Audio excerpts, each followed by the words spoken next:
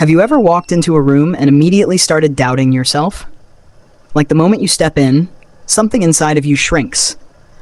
You start wondering if people are judging you, if they're noticing every flaw, if you even belong there at all.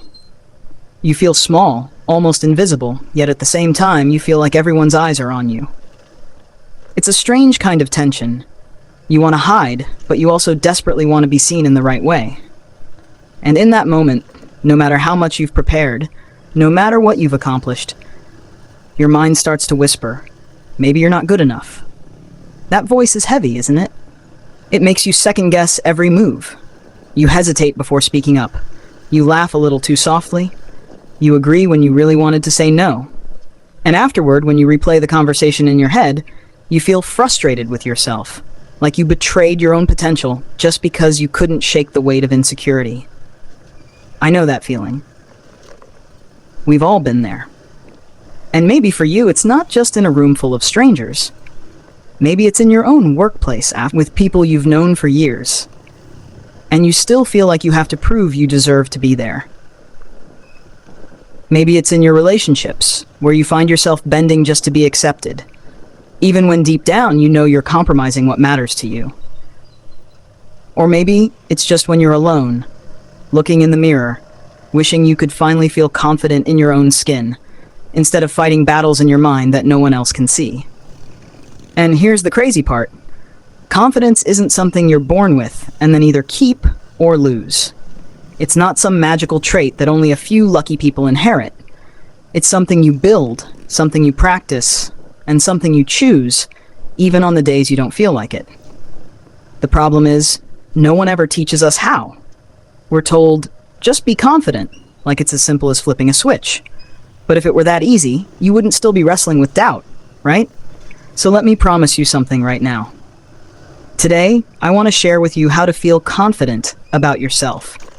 Not the fake kind of confidence that's loud, flashy, and crumbles as soon as life shakes you. Not the mask you put on in front of others while you're secretly terrified inside. I'm talking about the kind of confidence that sinks deep into your bones. The kind that stays steady even when everything around you is uncertain. The kind that allows you to walk into any room, not because you're better than anyone else, but because you're secure in who you are. This isn't about hype. This isn't about pretending. This is about learning the real foundation of confidence, so you can stop feeling like an imposter in your own life. And I'll tell you something that might surprise you. Confidence doesn't start when you finally achieve something big. It doesn't start when you get the job, or the relationship, or the recognition you've been chasing. Confidence actually starts way before that. It starts inside, in the way you think about yourself and the identity you carry, in the quiet choices you make every single day when no one's watching. And I want you to think about this. If confidence really starts inside, then that means you don't have to wait for anyone else to give it to you. You don't have to wait for approval or applause or permission. You can begin building it today. And when you do, everything changes. Your relationships, your opportunities, even the way people respond to you. Because people can feel it when you're grounded in yourself. They might not be able to explain it, but they sense it. Confidence is energy. And when you shift it, the world around you shifts too. So stay with me, because in this conversation I'll break it down in a way that actually makes sense. I'll show you where real confidence comes from, how you can build it, and most importantly, how you can carry it with you. Not just in the easy moments, but in the moments when it feels hardest to hold on. Because that's the test, right? Anyone can feel confident when everything's going well. But real confidence is proven when life shakes you, when things don't go as planned, when you face rejection or failure, and you still know your worth hasn't changed. That's the kind of confidence I want for you. And that's exactly what we're about to uncover. Confidence is not about pretending to be fearless. It's not about acting loud or trying to impress people. Real confidence is about knowing who you are and being okay with it. That's why it doesn't matter how expensive your clothes are, how many titles you carry, or how many likes you get online. Because if your identity on the inside is weak, nothing outside can fix it. Here's the first key that most people miss. Your identity shapes your confidence. Think of identity as the foundation of a house. If the foundation is shaky, it doesn't matter how fancy the paint is or how strong the walls look. One storm, and the whole thing cracks. The same is true with people. You can put on the mask of confidence, you can act bold in front of others, but if you don't actually believe in who you are, it all falls apart when life shakes you. So what does it mean to build identity? It starts with how you see yourself when no one's watching. Most of us are harsher on ourselves than anyone else. We replay mistakes, we magnify flaws, we talk to ourselves in ways we'd never talk to a friend. And over time, those inner conversations shape the image we carry. That's why, if you walk into a room already believing you're not enough, your brain and body follow that script. You shrink, you hold back, you blend into the background. Not because people told you to, but because your identity silently instructed you to. Here's where it gets interesting. Science actually backs this up. Psychologists talk about something called the self-concept. Basically, the mental picture you hold of yourself. Your actions rarely rise above that picture. If you see yourself as unworthy, you'll act unworthy. If you see yourself as capable, you'll act capable. Jim Rohn once said, "Your income rarely exceeds your personal development." That's another way of saying you can't outperform your self-image for very long. Eventually, your results match who you believe you are. That's why the being part always comes first. You've probably heard the phrase, be, do, have. Most people reverse it. They think, once I have money, success, or recognition, then I'll be confident. But it doesn't work that way. You have to be the confident person first, and then your actions do naturally line up, and eventually you have the results you've been chasing. If you skip the be, you'll end up exhausted, trying to do more and more without ever changing the outcome. Think of it like this. Imagine two people trying to get fit. One says, "I'm just lazy, but I'll try to exercise." The other says, "I'm an athlete, and training is part of who I am." Who do you think will last longer? The one who is an athlete in identity doesn't need to force motivation every day. Their being pulls their doing. That's why identity is the thermostat of your life. You can't crank up the results without first resetting the thermostat inside. So, if you want to feel confident about yourself, the first step isn't changing your job, your looks, or even your skills. It's changing the story you tell yourself about who you are. If you keep saying, "I'm shy, I'm not good with people, I always mess things up," then guess what? You're programming your brain to keep delivering that result. Your subconscious listens. It's like the autopilot of your life. And autopilot doesn't argue, it just executes the program you feed it. This is why daily repetition matters. You can't tell yourself once, "I'm confident," and expect a miracle. It's like tuning a guitar. Play long enough, and the strings go out of tune. You have to keep adjusting.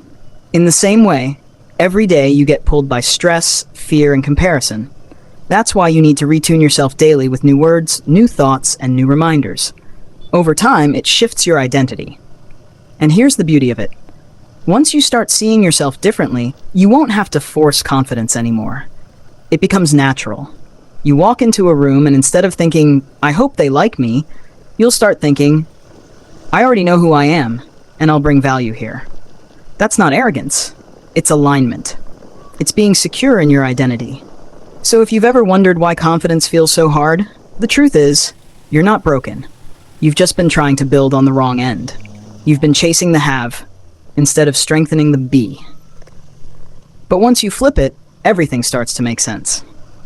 And here's the question I want to leave hanging for you right now. If your identity is the thermostat, then what setting have you been living on? And more importantly, are you ready to raise it? You know, I used to think confidence was this magical thing other people had. Like some people just walked into a room glowing and magnetic, and me? I felt small. Like everyone could see through me. If I was at a meeting, or even just in a group, I'd get this voice in my head. What if they think I'm not good enough? What if I embarrass myself? And that voice? It was louder than anything I said out loud. But here's what I discovered the hard way. Confidence isn't about silencing the voice. It's about building a new one. It's not about faking it with flashy clothes or trying to look cool or saying things you don't believe. It's about building trust with yourself. And honestly, it started with the smallest things for me. At one point, I had this bad habit of breaking promises to myself. I'd say I'd wake up early, then I'd hit snooze. I'd say I'd finish a project, but I'd push it to tomorrow. I didn't realize it at the time, but every little broken promise was training me to not trust myself. That's why when I stepped into a room, I felt weak. I was carrying proof in my own life that I couldn't rely on me. So I started really small. I told myself, okay, today I'm just going to do this one thing I said I'd do. Sometimes it was as simple as drinking 2 glasses of water, or writing 1 paragraph for my project. And you know what happened? At the end of the day, when I actually did it, there was this quiet sense of, yeah, I can count on me. That's where the confidence started, not from a motivational speech, not from someone clapping for me, but from me proving to myself that I could follow through. It's like a bank account, man. Every time you keep a promise, you're depositing into your confidence account. And when life shakes you, because it always will, you lean on that balance. That's why some people walk into a room unshaken. It's not arrogance. It's just evidence. They've built proof over time. I also learned to catch myself in the middle of the spiral. You know when you're about to shrink? When your body literally caves in, shoulders down, eyes avoiding people? I'd stop myself and straighten up. I'd take a slow breath, tell myself quietly, I'm the kind of person who shows up. It felt silly at first, but little by little, my body started believing me before my brain did. And here's the big thing. Confidence isn't about doing everything perfectly. It's about doing what aligns with who you're becoming. There were times I failed. There were times I stuttered, or forgot my point, or even walked away kicking myself. But the old me would have buried that moment and let it own me. The new me? I just said, okay, I showed up. That counts. Next time will be better. That's still a deposit. When I look back, the real turning point wasn't when people started noticing me. It was when I stopped waiting for people to notice me at all. Confidence clicked when I realized it's my job to decide who I am, not theirs. And every time I lived one little action aligned with that decision, it grew. So if you're asking me how to feel confident about yourself, I'd tell you, stop looking for it out there. Start with the smallest promise you can keep to yourself today. Keep it. Notice it. Then do it again tomorrow. That's how it worked for me. And trust me, one day you'll walk into a room and not even think about whether you belong there. You'll just know. When I started applying this shift to my business, everything changed. Before, I was running on fear. Fear of failing, fear of what people might think if I sold something and they didn't buy, fear of being seen as too pushy. That fear made me small. I would second-guess my offers, underprice myself, and hesitate to even promote my products. I thought I was being humble, but in reality, I was just being insecure. The turning point came when I realized that confidence is currency, not in a fake, arrogant way, but in the way that people can feel if you trust yourself. Customers don't buy the product first, they buy the person behind it. And if I didn't believe in myself, why should they? So I started applying the same principle of keeping promises to myself in business. If I told myself I would post something online to promote my product, I did it, even if I was scared. If I promised myself I'd reach out to a potential partner, I sent the message, even with my heart racing.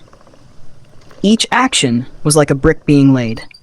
Slowly, the foundation of confidence in business became unshakable, and when that foundation was strong, sales started flowing in. I remember the first time I woke up and saw orders had come in overnight. It was surreal. I wasn't hustling every second or begging for customers. People were buying because I had finally aligned my being with my doing. I wasn't just trying to sell. I was confident that what I had to offer mattered. That's when the money started multiplying, reaching over 100,000 pesos in a month. And the crazy part? It didn't feel like I was working harder. It felt like I was working more aligned. Mindset-wise, confidence also shifted how I handled setbacks. Before, one rejection would crush me. I'd take it personally and start doubting everything again. But when I began to build that trust in myself, rejection just became feedback. Instead of "I'm not good enough," I started asking, "What can I learn here?" That single shift kept me moving forward instead of spiraling backward. There's a book that really nailed this point for me, The Magic of Thinking Big by David J. Schwartz. He said, "Action cures fear." And that's exactly what I experienced. Every time I acted on my promises, no matter how small, fear shrank and confidence grew. It's not about waiting to feel ready. It's about acting, and the feeling follows. Myron Golden once said something that stuck with me. 10 years will pass whether you do the thing or not. So why not just do it now? That hit me hard. Because for so long I was postponing bold moves, thinking maybe one day I'd feel ready. But the truth is, readiness never comes first. Action does. Confidence is the byproduct. In life, this shift didn't just make me money, it made me free. I stopped comparing myself to others because I was finally running my own race. I stopped needing everyone's approval because I had already given it to myself. I started walking into rooms with my head high, not because I thought I was better than anyone, but because I finally believed I was not less. The money was just proof of the inner shift. Once I aligned my being, my doing naturally followed, and the having came almost effortlessly. It's that be-do-have principle in action. I became someone who trusted himself. I did the things aligned with that identity, and I had the results that matched. So when I look back at why I've created so much wealth and growth in my life, it all roots back to this. Confidence wasn't something I waited for. It was something I built, one promise at a time. And once it became part of me, it multiplied into every area: business, mindset, and life. Confidence isn't built by applause. It's revealed when there's silence. Think about it. Do you only feel good about yourself when people cheer you on? Then what happens when no one notices? That's not confidence, that's dependency. And dependency will always keep you small. Most people believe they need to achieve something big before they can feel confident. But that belief is backward. If you wait for success to give you confidence, you'll never act boldly enough to create success in the first place. The trap is thinking, once I have the money, the recognition, the position, then I'll feel secure. But life doesn't work that way. You don't get confidence, you generate it. So I'll challenge you right now. Stop using the excuse, "I'm not confident yet." That's a lie you've been feeding yourself. Confidence is not an identity you either have or don't have. It's a muscle. If you believe you weren't born confident, then let me ask you, were you born knowing how to walk? No. You fell, got up, fell again, until walking became second nature. Confidence works the exact same way. It is practiced into existence. Here's the real kicker. Confidence has to be built where you doubt yourself most. If you're only confident in safe places, around people who already love you, in situations you've mastered, that's not confidence. That's comfort. Confidence shows up when you stand where fear is loudest, and you decide to move anyway. So let me ask you straight. What's one area of your life where you've been shrinking back, convincing yourself you're not confident enough? Is it selling your product, asking for the raise, talking to people about your business, sharing your story online? Whatever it is, the belief that you need confidence first is keeping you broke, stuck, or invisible. Confidence doesn't precede action. Action births confidence. You've been waiting for a feeling that will never arrive until you step into it. That's why the most dangerous belief you can carry is, "I don't have confidence yet." Because the moment you say that, you've already given yourself permission to stay small. The truth is, confidence has been available to you from the moment you were created. It's not given by the world, it's wired into your design. You just have to claim it. So here's my challenge. Stop looking for confidence like it's hidden somewhere outside you. Decide that confidence is what you bring into the room, not what you take from it. And the moment you shift that belief, you'll notice that opportunities, relationships, and even money start gravitating toward you, because people naturally trust those who trust themselves.